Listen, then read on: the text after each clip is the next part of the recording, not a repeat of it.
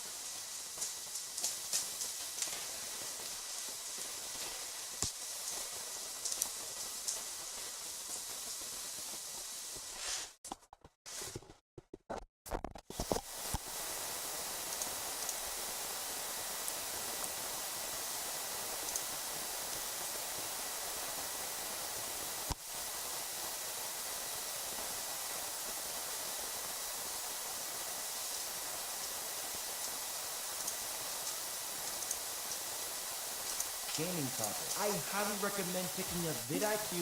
I do have an affiliate link in the description below, but they are an excellent source to help you craft your video ideas and even do search engine optimization so that you can either look up or even plug in your own ideas within this tool to see which video topics would be the best within your gaming niche. This is not even a sponsored video for vidIQ. I just really appreciate their tool and what they have to offer. Really just being the best tool for helping creators find out what people want to watch on YouTube. Depending on the type of videos that you do, it's important to stay up to date with what's happening in your game. So that means following Twitter accounts or joining a Discord server. That way you get the information as soon as it's released so that you can make content around it. Your content will always come out better and more engaging if you write out what you're going to be talking about on your video. Now, don't use up all of your energy just focusing on planning the whole time. Make sure that you get to filming all of the videos. Film as many as you can. See if you can set a goal for posting 1 to 2 times a week. And then after a year or two, see if you can get up to 50 to 100 videos. The more you post early on, the better. With that level of consistency, you can just focus on the content creation process. You don't have to get too hung up in the numbers game of trying to reach the monetization status, which just recently was lowered so that you only have to achieve 500 subscribers and 3,000 watch hours to unlock things like super chats, memberships, and merch for your channel. But my number one recommendation for those creators trying to achieve those goals faster is that you want to utilize all of the upload forms available to you on YouTube. So that means posting long form content, shorts, live streams, especially if you're trying to get to those watch hour goals. If you're trying to do walkthrough or let's play videos that are like 20 to 30 minutes long without any edits, this is considered low effort content and this will not get you to stand out. I would try to put more effort into your edits. Add overlays, text, graphics, audio sound effects, anything to make your video more interesting. Additionally, don't be afraid to experiment with different types of content forms such as gaming reviews, news, tutorials, challenges, funny moments, montages. I think you get the picture. A lot of people sometimes get caught up in doing quality over quantity. That's not something that truly works for someone who is just getting started. You want to post as much content as you can so that you can get through the bad videos, because trust me, you will have bad videos starting out, and that will allow you to get to the good videos that you'll have in the future that your audience will love even more and will help you grow even faster. Once after you've gotten several video uploads up, this is a good time to start looking at your data. I know, not fun, but it's important to do. You need to see what videos are doing well and which ones could be better. So once you have about 10 to 20 videos uploaded, go to your YouTube analytics, select the drop down on the far right hand side of the page and choose a time period. I'm gonna go with 90 days. From here, you can then scroll down to the bottom and select where it says see more. This will pop up a page of data where you can review the average watch time of your top performing videos. Check out the content where you see a higher average views than what your channel typically gets. That's the blueprint to see what type of content media to be able to donate. This is where you put in the information about what your stream's about and where people can find you. Now here where it says privacy, this is extremely important because if you have this on private or unlisted, that means that when you go live, no one's going to be able to see your stream. So you want to make sure you have this on public. Then you want to do your category, you want to go ahead and put gaming, you want to go ahead and put no, this is not for kids, and then you want to go ahead and put in your thumbnail. You can go ahead and upload your custom thumbnail, which I recommend. And then as far as latency, I recommend leaving it at normal. That's going to give you the best quality. So then you can go ahead now, and when you do that, when you have it on public, you can go ahead and say create broadcast. Now I don't recommend creating a broadcast and start streaming because you want to be able to set up your settings to make it look good. So I'm going to select create broadcast. It's going to say creating a new live broadcast, please wait. You're going to see here that now on the left hand side, my chat is now available.